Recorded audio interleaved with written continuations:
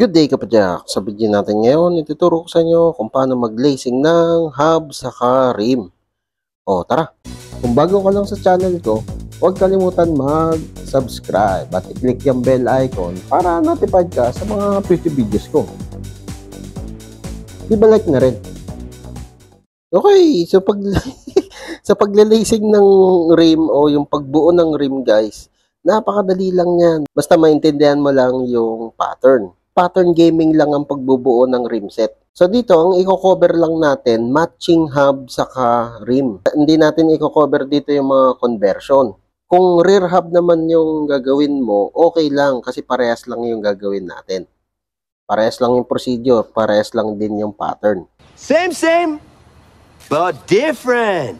But still same. So medyo shortcut version lang tong video na to para mas madali mong maintindihan. Saka para mas maiksi yung replay, para mas magets mo siya. Kasi kapag pinahaba natin, winalk through natin tong pagbubuo ng rim, masyadong mahaba. Saka malilito ka na kung nasan ka na, di ba? So, iisa-isay natin, tapos shortcut lang. So, tara, simulan na natin. Ito guys, bigyan ko kayo ng kodigo sa tatlong sukat ng rim. Kung 26er ang bubuin mong rim, ang rayos na bibilin mo ay 258 mm. Yun lang. Wag na yung iba kasi kapag napahaba ka, mahihirapan ka lang. 258 mm, sobrang sweet spot yan. Kung 27.5 naman yung rim set na bubuin mo, ang kukunin mong spoke ay 270 mm. Kapag 29er naman, ang kukunin mong spoke ay 285 mm. Lahat ng sukat na yan is sweet spot.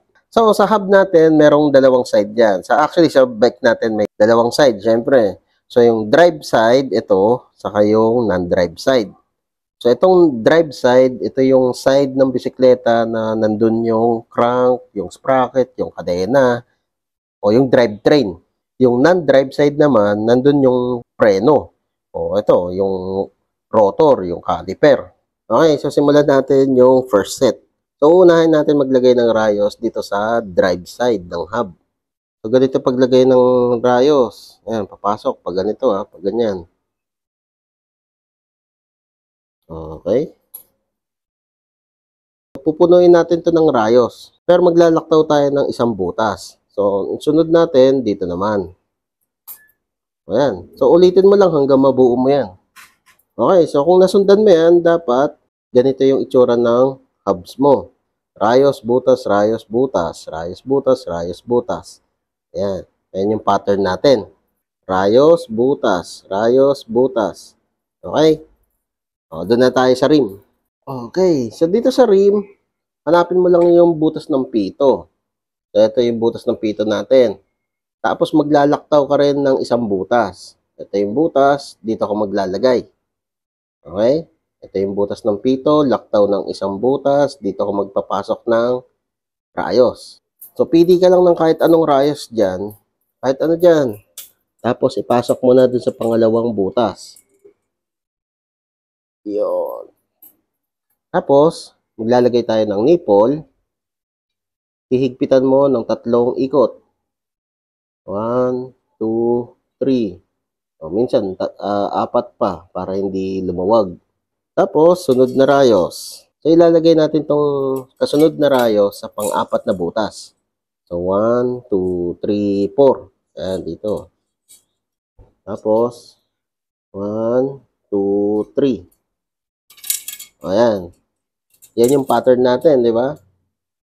Rayos, 1, 2, 3 na butas. Tapos, rayos ulit. O, isa pa.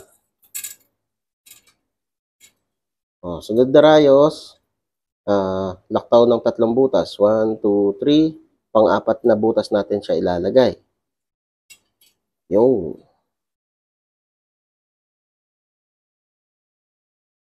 Yun. So, yan yung pattern natin guys ha. Rayos, 3 butas. Rayos, 3 butas. Rayos. Ituloy-tuloy mo lang yung pattern na yan hanggang mabuo mo ang first set. So, dapat ganito yung itsura ng first set mo kung nasundan mo siya. So, rayos, 3 butas. Rayos, 3 butas. Rayos, 3 butas. Tapos, tuloy-tuloy na yan. Okay, so second set. Ang gagawin mo naman dito sa hub, iikot mo siya pa kanan. Pag ganun, clockwise. inikot natin yung hub. Pakanan, pa ganyan, clockwise. Ayan, so dapat magiging ganyan ha, pa-spiral siya. O, tapos, maglalagay tayo ng rayos dito naman, sa likod. Okay. Pwede ka magsimula sa kahit anong butas dyan. Ayan, naipasok na natin, di ba? So, bilang ka naman ng 3 rayos. Ayan, mula dito sa rayos na pinasok mo, pakanan din lahat. So, ito yung rayos natin na pinasok, bilang tayo rayos. 1, 2, 3. Pagdating dito sa 3, pasok mo siya dito sa likod ng pangatlong rayos. Tapos, ilalagay mo siya dito sa gitnang butas. Di ba meron tayong 3 butas sa rim? Ayan, dito mo lalagay sa gitna. Okay, tapos nipple. 1, 2, 3. Okay. So, yan na yung second set natin. Ulit-ulitin mo lang yan hanggang mabuo mo. O, isa pa. Dito naman tayo sa kasunod na butas. Yan. Tapos yung bilang tayo ng 3 rayos mula dito sa pinasok natin na rayos, di ba? So, 1, 2, 3. Okay? So, 1, 2, 3. Pagdating sa 3, pasok mo sa likod at ilagay mo dito sa gitnang butas. Lagay ng nipple. Ikot ng nipple. 1, 2, 3 para mag-lock. So, ulitin mo lang yung ginawa natin hanggang mabuo mo ang second set. Okay, so ito na yung second set. Tapos na. So, dapat ganyan din yung second set mo. O, di ba? Napakadali lang. So, dapat ganito na yung drive side mo. Wala nang butas na natitira. Pagdating naman dito sa rim, tigi isang butas na lang. So, rayos butas, rayos butas, rayos butas, rayos butas. Diba? So, yun yung pattern. Tapos, yung kabila naman tayo. So, ang gagawin naman natin, yung third set. So, dito sa third set, parehas lang ng first set. Pero, naiiba lang ng konti. Okay, so parang ganito. Yan. Pag tinignan nyo tong hub, may napapansin kayo. Nakikita nyo itong star shape na to, yung mukhang parol, di ba? Ilalagay mo tong unang rayos ng third set kung saan nakaturo yung malaking arrow. Ayan o. Ayan, nakikita nyo yan. Saan nakaturo yan? Dito sa butas na to, di ba? Etong kabila. Diyan din nakaturo, di ba? Eto, ganun din. Di ba? Parang pinapakita na sa'yo kung saan siya ilalagay, di ba? Ang kulit, di ba? Itong dalawang rayos na to, ibubuka mo siya pag ganyan para maipasok mo tong rayos. Yun. So, next na rayos, mag-i-skip naman tayo ng butas. So, dito tayo sa kabila. Kabit natin to. Ito naman, ibubuka natin.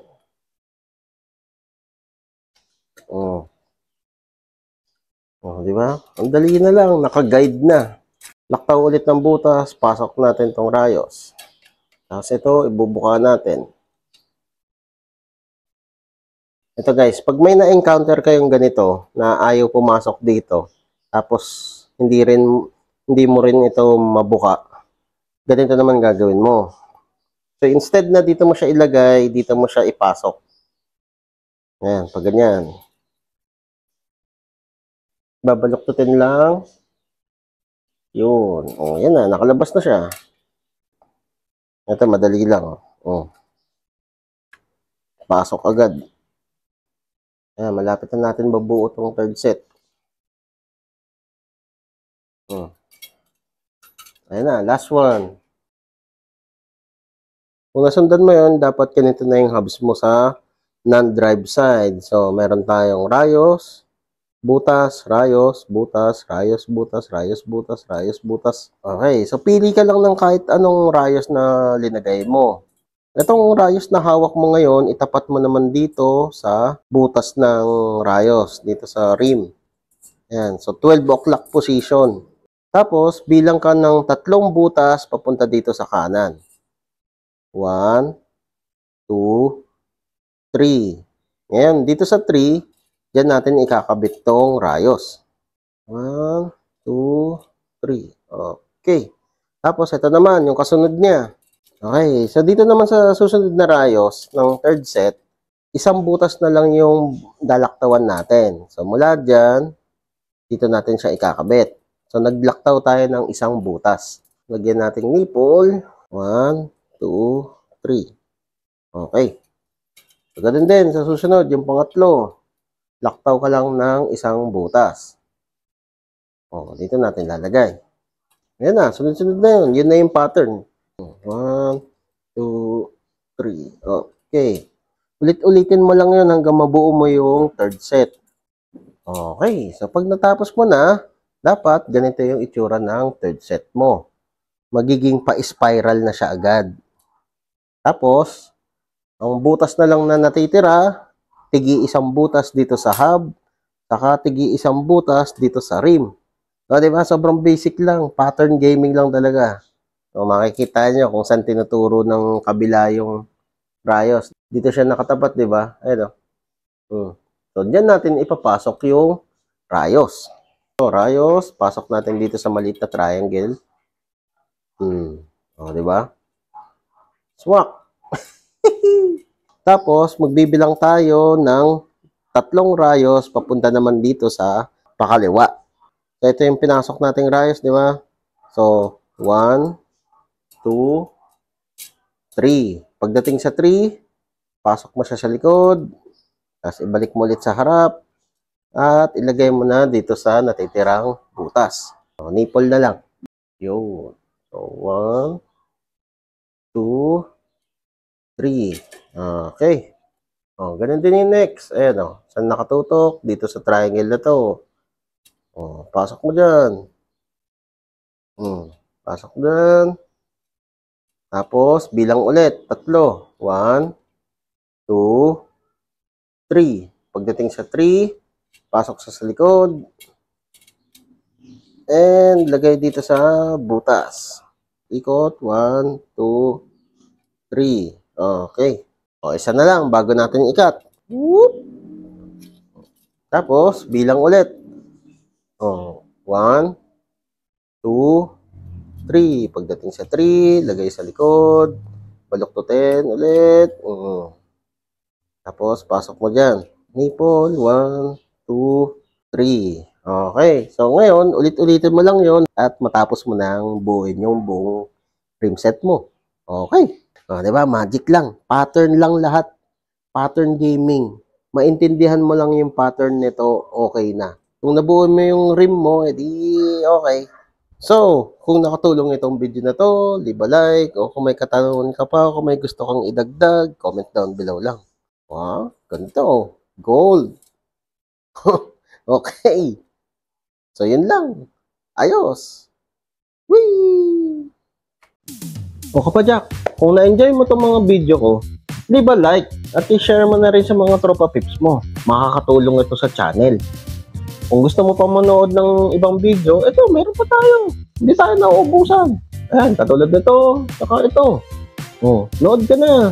Madami pa tayong mga video na i-upload. Kaya, mag-subscribe at i-click yung bell icon para notified ka sa mga future videos ko.